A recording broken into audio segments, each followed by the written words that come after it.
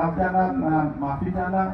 हाँ इन्नी गल मैं जरूर कहनी चाहता, हाथ जोड़ के माफी लैनी चाहूँगा। बड़ा समागम है, इतने नताइयां बहुत रह जानिया ने। असी पेंशना लिखी जा रहे हैं, साडियां नताइयां की है, रहस में नताई रह सकती है, लंगर रह सकती है, ट्रांसपोर्टेशन रह सकती है। और नहीं हो तो शायद थानू महापरी बोल देखती है कोई नताई रह जाए। सो असी मैं दिल दी गहराइयां तो मैं उपरों नहीं गल करता होंदा, मैं एडवांस के प्लीज़ अपने आप को थोड़ा बड़ा एडजस्ट कर लियो। एक दो दिन की गल होंदी है तो आने वाले टाइम से असीं कोशिश करांगे कि होर भी वधिया कर सकीए।